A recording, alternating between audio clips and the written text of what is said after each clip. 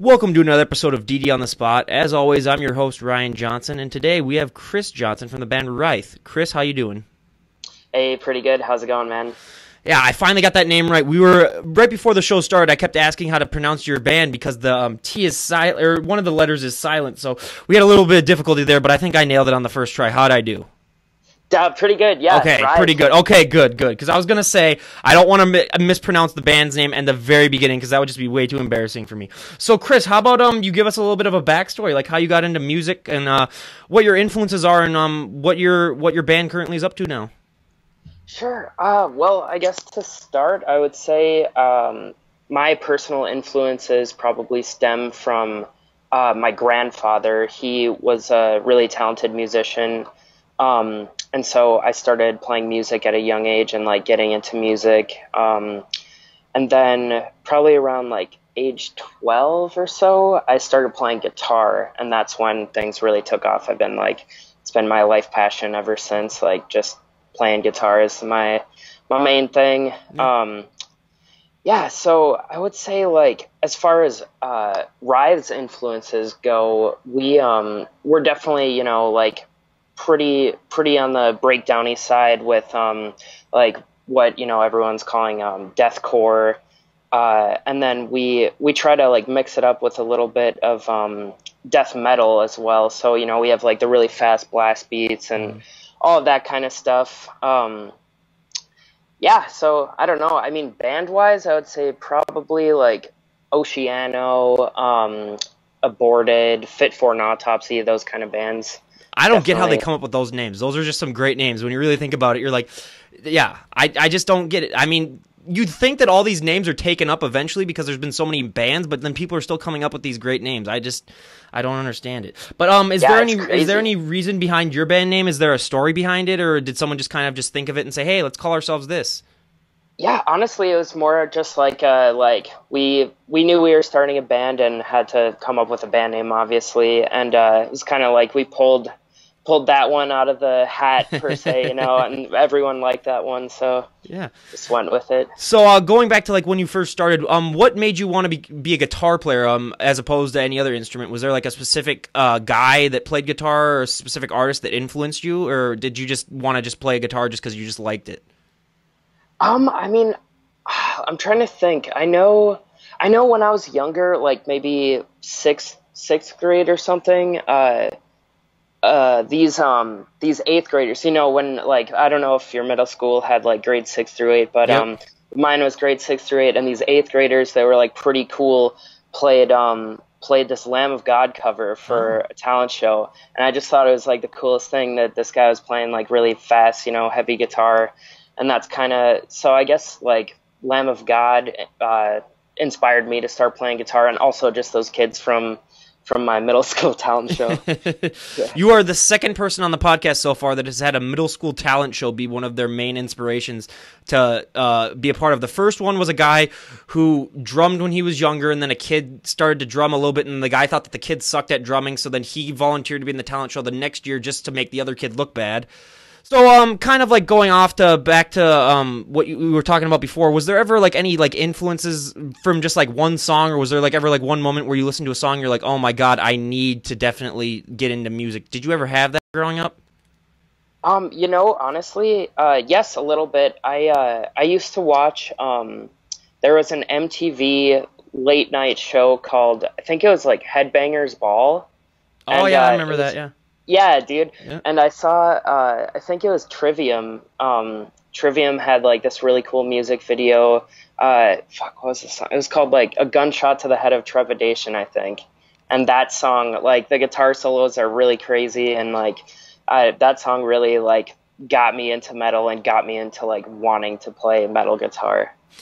Now, could you give us like a little bit of backstory about how your band was formed, and like how did you know these guys previously, or how did you guys get in contact and decide to form a band? Sure. So Thomas, the vocalist, and I have been friends for a few years, and then Kang, our bassist, and I have also been friends for a few years, and and Kang and I used to play music in a band, and that's how we met. And then kind of the same thing with Thomas. We all played in another band, and like things just kind of didn't work out with both of those bands, and we wanted to do something serious and really try to like put all of our all, I guess, into a music project. And so we, like, the three of us kind of decided, like, all right, this is gonna be the serious band or whatever. Now, when you're forming your band, did you guys already have a sense of what type of genre you'd be playing, or was there ever like a discussion where you guys kind of like had a vote or something like that, or did you kind of like always from the get-go say this is the type of music that we want to play? I would say from the get-go, we were like pretty straight and narrow, like this is the type of music we want to play. So you guys didn't want to do like Japanese anime or anything like that? No, no J-pop. No K-pop or anything? No. I don't mind it though, honestly. Oh, I was gonna say Gangnam Style came out my senior year of high school, and yeah, that was addictive, but it got to the point where it was so overly saturated where I was just like, oh my god, yeah, this needs a... Oh, boy. It lasted a good month before it got really boring because everybody then was listening to it and everything was playing it. But it said here before that you play before you went to your current band, you played in another band, but you didn't write the music. What could you give us the backstory on that? Yeah, sure. I think it was like a Facebook post that my buddy had made, and he was looking for another guitarist, and so we started talking, and then I ended up playing with them for a while. And then another band called Eternal Oblivion, and kind of the same thing where I was like not really so much part of the creative process, but I mean it's still a lot of fun, of course. Mm-hmm. It's awesome. Yeah, that's awesome. So what do you think you really personally took from those first two bands kind of into your current band? Did you think, like, what are the lessons that you really picked up and then kind of like were able to transfer? Sure. I mean, I would definitely say from both bands, just like kind of keeping the attitude of like working hard and, really trying to like strive to do, or like push the limit with, like playing music and what you're doing and like all of the stuff that goes into that, like booking shows and like self-promoting, obviously, since we're like a small band. And then also I hadn't played live shows before the Ataraxia band, and so I definitely got a little bit of experience playing live, which was really good. What was your first ever live show, and do you remember what it was like? First actual show where it was like bands playing was it was like I think it was some Halloween show at the garage in Burnsville. Oh, and nice. And it was with Ataraxia, and I just remember like being pretty overwhelmed with nervousness. But I mean after you like get up on stage and kind of start playing it all kind of goes away and you can just get through it. It's not really too nerve-wracking, I guess. It was more like getting ready to go on stage.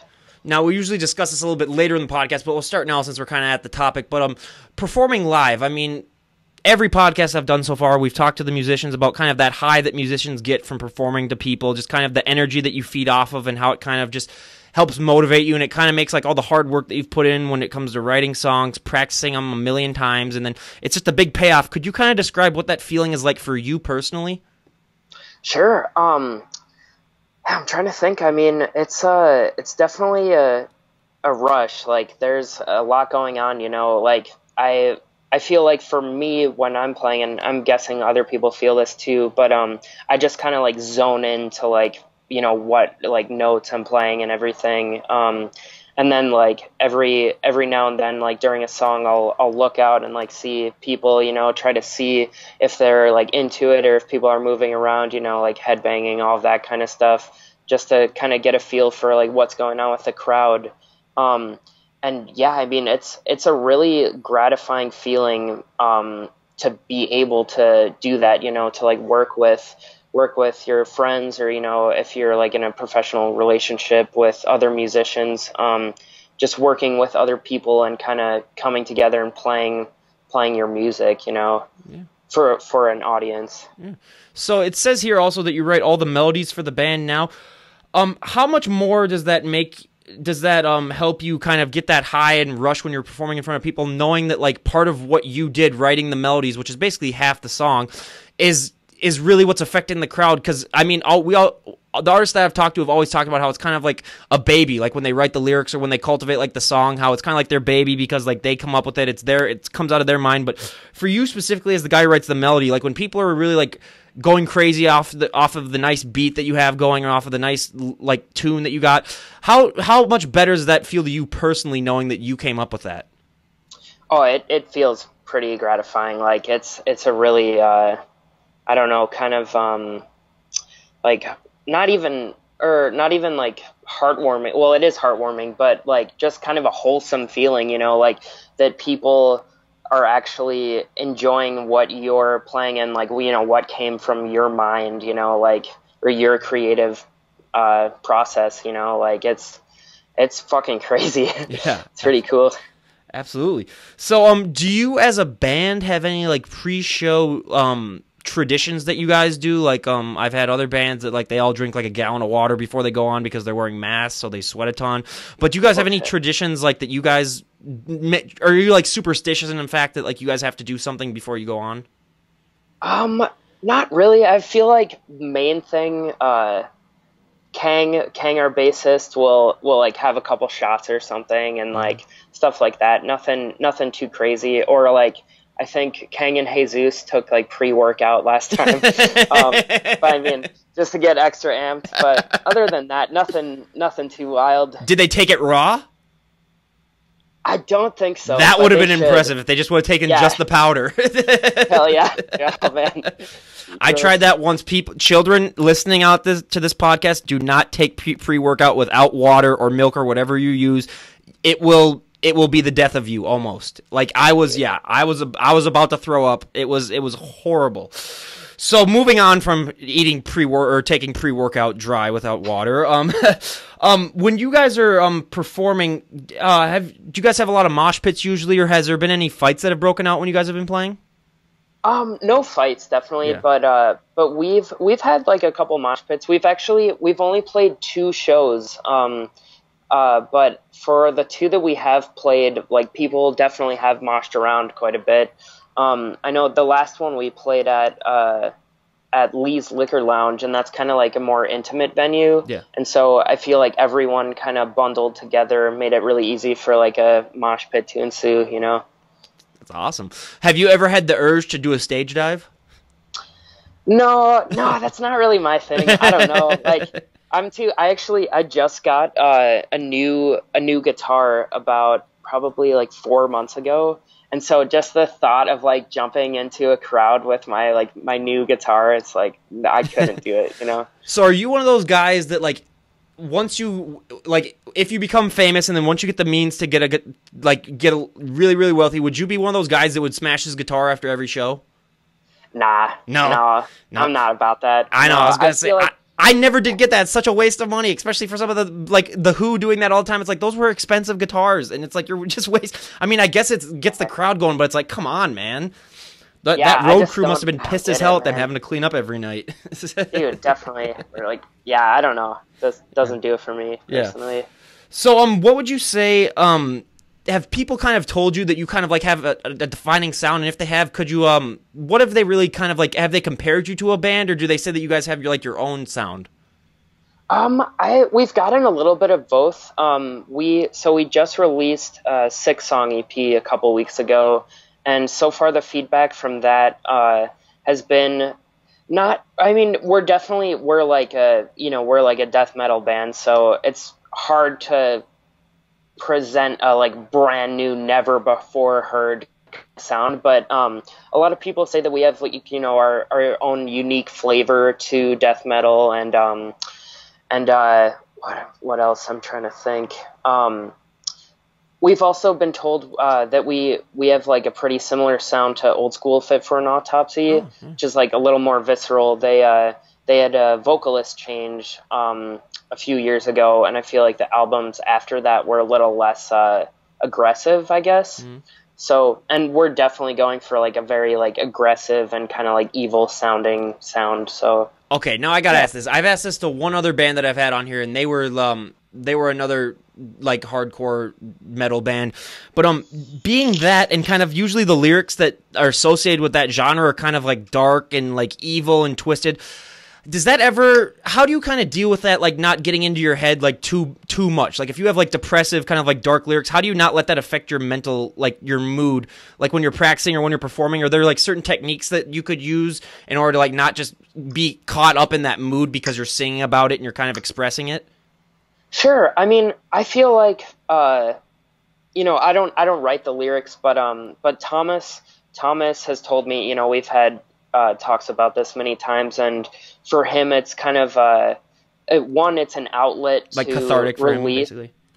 Yep, and like, you know, to like release anger that he has, and then also it's a chance for him to put out some form of like artistic expression, since our EP's lyrics are all based around a story of like this guy and stuff like that, and so I feel like there's a little bit of like detachment from him just saying how he feels, and it's more of like he's like trying to artistically express this like story, if that makes sense. I don't know. Oh yeah, absolutely. I mean, I love those songs, because like you don't really normally hear those anymore, like the songs that have like a deep story behind them where you kind of like are thinking about, and now it's just mainly just about just random things just trying to kind of make sense. But I like those kind of like old school 80s and 90s kind of metal groups, or just even those like regular like hardcore rock bands that like actually had a story behind their lyrics where you could actually like get kind of like, not like a fable, but you could kind of like learn a lesson out of it almost. Like Sure. Like I was thinking about like Number of the Beast by Iron Maiden, kind of, where they just have like a whole backstory and then you actually get like a whole thing. So I just think that that's something that needs to definitely come back to music. And speaking on a little bit more on like making a comeback to music, I've talked in the last 2 podcasts to people about how unfortunately rock music and metal and all those types of that scene has really gone off the map, so to speak, mainstream wise. Now it's more like rap and it's hip hop and it's other types of music. What personally do you think was the main reason why those genres went downhill, and what do you think that we can do to bring them back up to the mainstream? You know, that's a really good question. I feel like the media definitely has something to do with like how all of that works. I mean, you know, if you go like tune into any radio station, 9 times out of 10 it's going to be either like, you know, country, rap, pop, classic rock or something. And I feel like there's this whole stigma around heavy metal being you know, like bad for like, you know, kids to listen to, or, you know, and I do understand like some of the lyrics are explicit, so like that partially makes sense. But I mean, just like the stigma that like negativity surrounds metal, and that the people who listen to metal are like inherently they're demon people. Worshippers and stuff like that. Right, yeah, and it's like, you know, 9, I mean, maybe, yeah, like there's a few 1 out of 100 maybe somewhere. Yeah. Right, but like most of us are just like normal people who like heavy music. Like it's not, you know, I don't know. Yeah, which is what I was gonna ask you too, because I mean, you like, I'm just gonna be completely honest. Like, if I saw you walking down the street, I wouldn't expect you to have like the voice you have now and just be like the nice, cool, like calm, collected person that you are now. Where does that side come out of you? Like when you're performing live in a metal band, is it just something that is it kind of like your band leader or your singer does with the lyrics, where it's kind of a release for him? Is that kind of like with you, where you get this different kind of like alter ego that comes out when you're on stage? Is that how it works for you? Sure. I mean, I wouldn't say so much that it's an alter ego. I guess I feel really passionately about like heavy, angry music. Like, as I guess, I don't know, like that's just how I've been. I don't know like how it started, I guess, but yeah, that's just kind of like who I am. And while I do like really like heavy and like most of the time like angrier music, I definitely don't act that way towards people. You know, I'm not gonna like go out of my way to be a dick to anybody, honestly. Like, it's just not, it's weird, I guess. I don't know. Well, I mean, that's been the most rewarding thing to me personally from doing these podcasts so far, is that like, I've met people that normally, if I hadn't been doing this, I'd never get a chance to meet, and you just get, it's the same thing. Like, I think with a lot of problems that we have in this country today, it's like once you get to actually meet different types of people, you realize that we're all just the same type of people, and we all just want the same things out of life. I mean, we may look different, we may dress different, we may do different things, but deep down, I mean, we're all human, and we're all just trying to get the best out of life, man. And that's that's something that I treasure learning from this experience, and I'll definitely, take that way on for the rest of my life. And it's been a blessing to have people like you on my show, and just talk about music. I mean, it's a cool thing that I think we have going. And elaborating a little bit more on that, when you guys were recording, was there a specific location that you guys wanted to record at, or where'd you guys record your EP at? That's actually that's an interesting story. So I would say the main reason that all of this started, and that we've had the capability to release as much music as we have, is because I ended up deciding to go back to school to get like a recording software certification. Oh. So about a little over a year ago now, I went to IPR, this like production school in downtown Minneapolis, and I took this 2-week course and kind of got the basics of recording with Pro Tools. And so now at home, I just record everything right from my dining room table. That's awesome. Yeah, it's so sick. It's like one of the best decisions I've ever made. So yeah, would you definitely recommend that to anyone listening on here that's maybe trying to get started and just wants to kind of start recording stuff on their own? So would you recommend IPR to people? Yeah, I'd recommend IPR, and honestly, like, even just DIY, like just looking up YouTube videos and stuff, like it's not really necessary to go to school. I just did it because I wanted to learn as much as possible, and like they gave me like these huge thick textbooks for lots of stuff. So all right, now we're gonna ask you a little bit more about your melodies, because you are the first person on here that I've had that just writes the melodies for the groups. I either have lyricists or I have people that just play. Now, specifically going to melodies, because melodies are a lot different than just the lyrics, because the lyrics, they can just be random stuff that like pops in your head, or like stuff that you hear on the street, like just people talking, or just stuff you hear on the news, and then they could pop that in. But for melodies, where does it mainly come from? Do you just hear that melody kind of in your head at random, or do you like ever like work on like just, are you just ever sometimes just like drumming on different chords and seeing how they sound, or what's the process like for you? I would say for me, I'll usually just be practicing guitar, like jamming around, and then like something will kind of form from that. And so usually like with all the songs that I wrote for Writhe, it would start from one riff, and so I'll be like messing around with that, and then if I like it, I'll just kind of work around from like one like 10 to 15 second clip and just kind of expand it into a song. Yeah. So you haven't had, because I remember like the proverbial stereotype is that like musicians will have this dream, and then like their melody will come to them in their mind, and then they're like, oh my god, I gotta write it down as soon as I wake up. So that's never happened to you? No, unfortunately not. That would be sick, though. I know. I was gonna say I might be having. I will announce this to my listeners on your show, so you'll be blessed with this as well. I have been in contact with a guy who is on tour with Ronnie Blackwood, or Richie Blackwood, actually, the one of the founders for the band Deep Purple. Definitely. And said he might want to be on this podcast, so everyone keep that posted. It would be happening like in a week or two.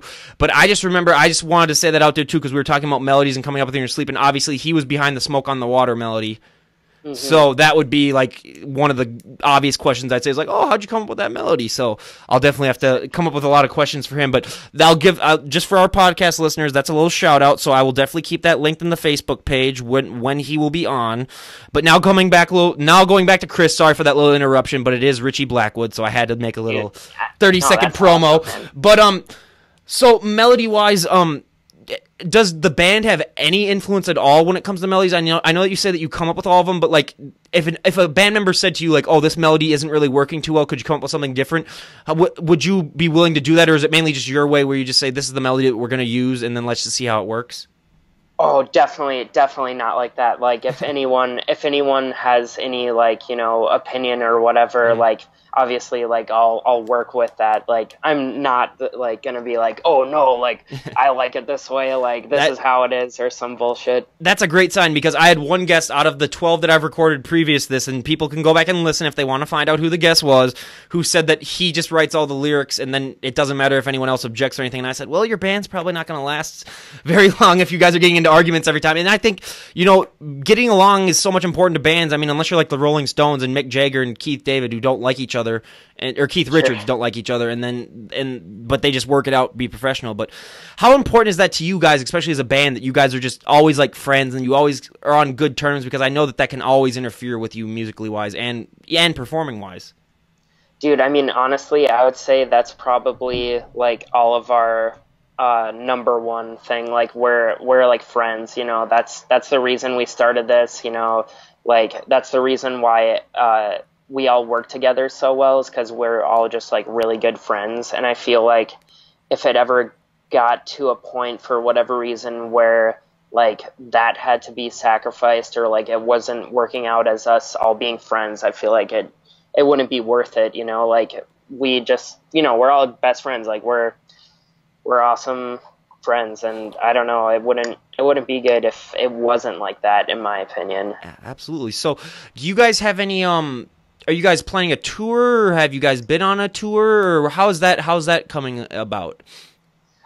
We haven't gone on a tour yet.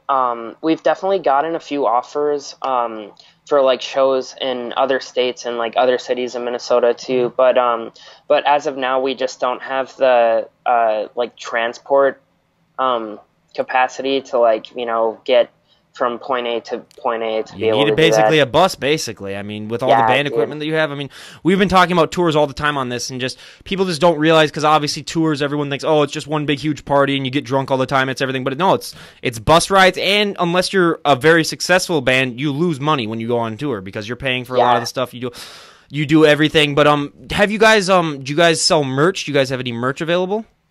Yeah, definitely. We have we had our first printing of t-shirts about 2 months ago now, and we actually almost sold all of those, and so we're in the process of getting a new t-shirt design back. We're gonna have like stickers that we ordered that should be in soon, and then I think like physical CDs too. So we have like a little bit of merch. That's awesome. Well, definitely let me know when that's available, and then I'll post it, obviously.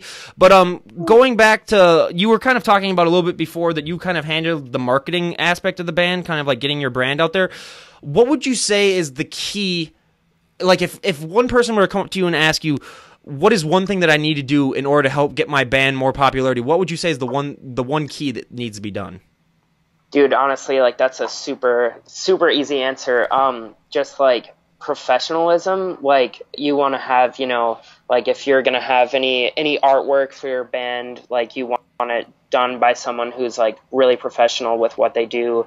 And like audio quality too, I feel like if you record one thing, or like the same song with, say like you just put a microphone in the middle of your practice room and then record that, compared to going and like sending your music off to like a producer who will, professionally make your music sound good. I feel like that's night and day for a lot of bands like us that are, just up and coming and kind of smaller time. It like cuts you apart from other bands. Who worked on the logo for your band? Was it one of you guys, or did you get a professional guy to do it? We had a professional guy. God, I can't remember where he's from. I think he's from Europe, and his name is, on Facebook at least, his name is Glorious Gorification, and he's done a lot of death metal logos for like a few big bands and lots of other bands too. How much input did you have into the logo? Did you kind of just say to him like, this is the idea of what we want, or did you have like an exact image that you guys wanted and then he just did it, or did he just kind of say like, here's what I'm thinking? How did that work? Yeah, he just said, like he would send us a few like rough templates of what he's thinking, and so we just picked our favorite out of like a few different designs that he did, and then the one that we have is like the one that we like the most. Now, I know that you don't come up with the lyrics of the band and you don't do many of that stuff, but like being in a band, you kind of know this stuff. I usually try for these podcasts, I try to ask 2 or 3 new questions every podcast because I don't want it to be the same old bland thing where then if you rewatch it, you're just like, oh, he just asks the same questions and it's the same type of answers. So I'm going to ask, this is going to be one of the newer questions. When you as a band are coming up with the song, do you come up with the name of the song first and then write the lyrics? Or do you come up with the lyrics first, and then from the lyrics you come up with the name of the song? How does that work for you guys? For us, we came up with the name of the song first, and then kind of like went more in depth, kind of like almost if you're like outlining, you know, like you have the base idea, and then go into more detail, same kind of thing, like song name, and then the lyrics for the song. Yeah, because I had done just for fun when I was in community college because I had a lecture that was like 2 hours long and it was really, really boring. I would just take a note thing out and just write down whatever was in my head, and then I'd try to come up with a name for it afterwards, and that was just kind of my thing. And I tried to do like a different song like every class period, and trust me, the professor was boring enough that I could have wrote an entire album within an entire period. But yeah, so that's just what I did personally. I mean, everyone knows already who's listening to this that I have no musical gifts whatsoever, but I was just trying, everyone. But now we're gonna go kind of towards like the inside the actor's studio thing that I do. I started this about 6 podcasts ago where I just ask you these questions, then you just give the answers, and it's kind of just it's a little bit not like the formula that we've been doing right now. We were talking about it, but it's just questions that are kind of fun, and then I like to keep tally of it. And then once this podcast hits a certain number of episodes, I'll kind of like do the tally, and it's just some nice fun questions. So we'll get started on that right now. So for number 1, it's out of all the songs ever written in the history of music, which I know is giving you a lot to think about. What is one song that you wish you had personally come up with? Let's see. Probably, there's a song called Bottom Feeder by the Acacia Strain, and the Acacia Strain's my favorite band, and that's like one of my favorite songs. I'm just writing this stuff down too because I do have like a poll, and then I'm just gonna have like a thing at the end. We have not had so far out of the 7 that I've done now. We have not had one song that's been on more than once or so. I mean, okay. I'm just hoping that someone doesn't pick like a shitty song one of these podcasts, and then there's one guy just sees it and he's like, I'm gonna pick that shitty song too, just so that thing wins. Oh yeah. So yeah, no. But so Acacia Strain. What I was next gonna ask is, out of any artist, dead or alive, doesn't matter between the two, that you could perform one show with live, who would it be and why? Would Acacia Strain be the one for you then too? Definitely. Acacia Strain. Okay. Yep. Okay. That is, believe it or not, that is also the first time that the song and the artist have been the same pick. Oh. So okay. we are breaking new ground here tonight, people. But second to last question is, out of all the venues on the planet, which one would you play at and why? If you could have the pick of any venue. Oh, that's a good one. You know, honestly, I've heard Red Rocks is like really, really fucking cool. You're the 4th person that's picked Red Rocks. Oh, really? The 4th person. Funny. Yeah. I don't know what it is with this Red Rock place. I need to look it up then for sure if everyone's picking this place. It's sick. It's so cool. So yeah, there's another we got another vote for Red Rocks, and I'll just say, me personally, I announced this for the first time last episode, but Slane Castle in Ireland, if you know where that is. Oh, dude. Just because like I've seen performances there like on YouTube where they just have the castle in the background, you got the meadow that just surrounds people, and I was like, "Oh, dude. That would be so sick." But yeah, in my dreams, like, still. Okay, now we're coming to the most embarrassing part of these next 2 questions. There's 2 more, I forgot. The most embarrassing part. So what is a guilty pleasure song that you enjoy that most people, when they look at you, would think there's no way this guy listens to it, or even your band members wouldn't know of? Let's see. Like I said last time, we did have a guy said that he liked Backstreet Boys when I asked him last time, and he was in a death metal band too. Cool. Well, I know, like, I think at least one person in the band knows this, but I really like that like kind of mumbly trap rapper Ghostmane. And I've gotten a lot of shit for that because apparently people think his voice is really annoying, but I think he's amazing. So yeah, I don't know. Yeah, that's awesome. So, and then is there last question, is there a guilty pleasure genre that you particularly enjoy that most people wouldn't know?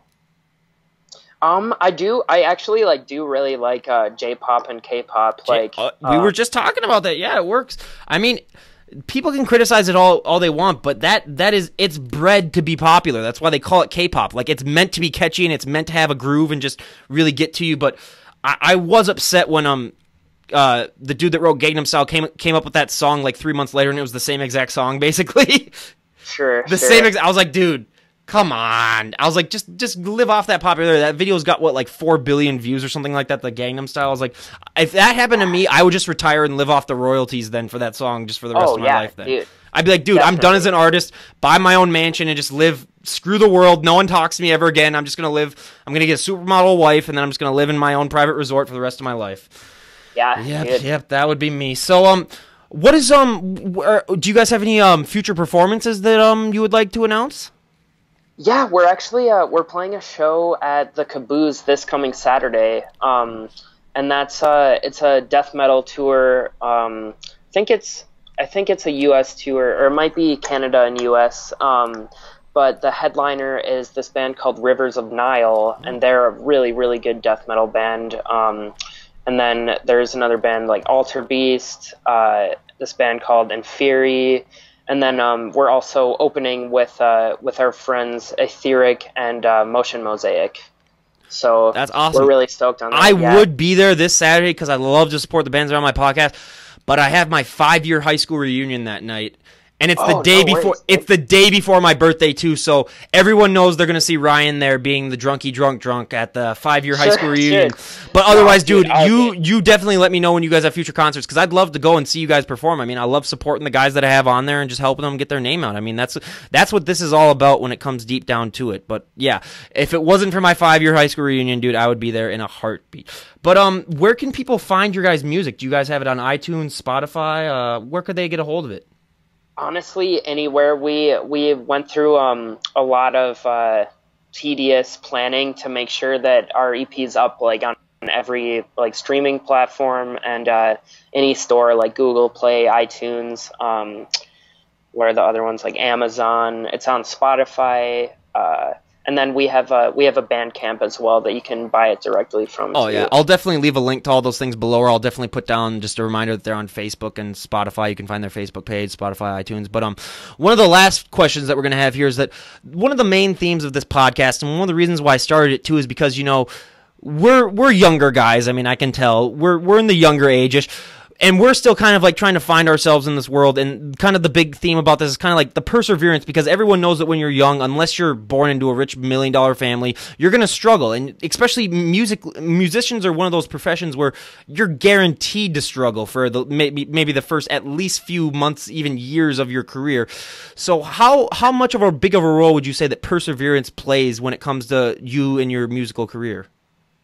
I mean, yeah, I'd say, you know, you definitely have to keep going even when things are tough. I mean, we've definitely already had like a fair share of like kind of like unfortunate circumstances happen with us, and like you just gotta power through it, because I mean, at the end of the day, it's still, you know, what you want to do, and we're having so much fun, you know, and it does cost, you know, a good amount of money to like get everything out there and, you know, pay for, I mean, equipment alone is like so expensive. So yeah, just, I don't know, keep persevering, definitely. And you know? What would you say to someone if they just came up to you and said, hey, I'm thinking about starting a band, what should I be most worried about, and what should I be most like ready to have, like, what would be one of the benefits too? What would you say to that person?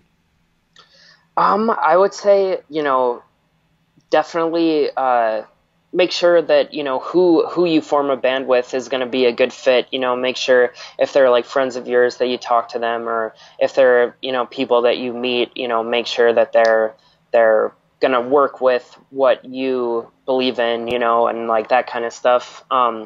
And then, I mean, also just, like, whatever you do end up doing with music, like, make sure, you know, you practice and really, like, do it to your best ability, you know? Yeah. Okay, now, lastly, I saw in the notes here, I haven't brought this up with anyone, or except maybe the first podcast I had, I brought it up for, like, 2 minutes, but they're such an influential band that, I mean, with someone who's also a fan of them like you are, we definitely got to talk about them. And that band, everyone, is Led Zeppelin. You said that you were a huge Led Zeppelin guy. We just need to talk about him for just a little bit because we're 12 or 13 podcasts in, I think, and we haven't discussed Led Zeppelin, and I've been interviewing mainly metal guys and rock guys. Are you kidding me? Sure. So we got to talk a little bit about Led Zeppelin because just before this podcast, too, it's kind of like my pump up. I kind of have my routine down now before I do a podcast. I got to get some pump up music. I got to get myself energized, because I got to be, doing a lot of talking. So I listen to Dazed and Confused, which is one of my favorite songs that they've had. Just Robert Plant's vocals are just, I would kill just to have that voice for one day. Oh, yeah. Oh, my God. So what was your Led Zeppelin song? What's your most favorite one? Let's see here. So I remember... Besides Stairway. We're going to discount Stairway because everyone... Stairway, no. Dude, besides Stairway, I should add an asterisk to that, yeah. Sure. I remember jamming Whole Lotta Love with my buddies, like back when, I was like super young, and it would be, me and like my friend that played guitar and our friend that played drums, and we would just play that song like over and over. So much fun to play. It's such a good song. I gotta have a tie between mine. It's gotta be Hey Hey What Can I Do and Over the Hills and Far Away. Dude, Over the Hills is so good. Oh my God, when that drum comes in, when that drumming comes in, and just his vocals on the main, I can't even. It's one of those. It just confounds and like just. They're just one of those bands. Like I said the first time I talked about them is that like even on the Rock and Roll Hall of Fame, their plaque it says they were as influential to the '70s as the Beatles were to the '60s. I mean, it's 100%. It's mind-boggling, and it's one of those crimes where. I mean, everyone still talks about them, obviously, but like kids our generation, they don't pay too much attention to them, I don't think. And they're a band they're one of those few handful of bands that every band, even rap music, even anything, every band after them was influenced by them in some way. They're one of the handful of those bands where it's just definitely. Yeah. So yeah, I had to get that little ulcer out of me because not talking about Led Zeppelin for an extended period of time just kind of gets me a little agitated. But Chris, dude, no worries. It was an absolute thrill and pleasure to have you on. I mean, I love talking about this stuff with people. I love having guests on. I mean, I'll plug your guys once more. I mean, their band, who, Chris, you can say your name because I don't want to mess it up one more time. I don't want to have the chance of messing it up. What's your band name? Writhe. Writhe. Okay, Writhe. See, the way it was written, I always thought it was Wraith and then Writhe, so Writhe. So the band Writhe, you can find their stuff on Spotify. You can find your stuff on iTunes. I'll leave all the links to that stuff below. You guys have any upcoming concerts, you let me know, and I'll definitely give you guys a plug. I love doing that. And you can see them this Saturday. What was the venue again? At the Caboose. At the Caboose, okay. What time would you guys think? Do you guys have a time ready? I think doors are at 5, so we'll probably go on around like 6:15, 6:30 or so. Doors are at 5, and if you want to see the real talent, you arrive at 6, and you get there a little bit early. You get to the front. So you guys definitely give these guys a listen to. I listened to a couple of their songs, and it's some really good stuff. You guys definitely have a future ahead of you. I think as long as you guys just keep plugging away and just keep having that positive attitude, man, you guys are good to go. And Chris, I mean, you ever want to come on this podcast again to plug an album or to plug a tour or plug anything, you give me a shout out. I mean, it was a pleasure having you on, and you just take it easy, man, and we will definitely be talking to you soon. You too, man. Thanks for having me on. All right, it was a blast. Yeah, no problem. So this is Ryan Johnson signing out on DD on the Spot.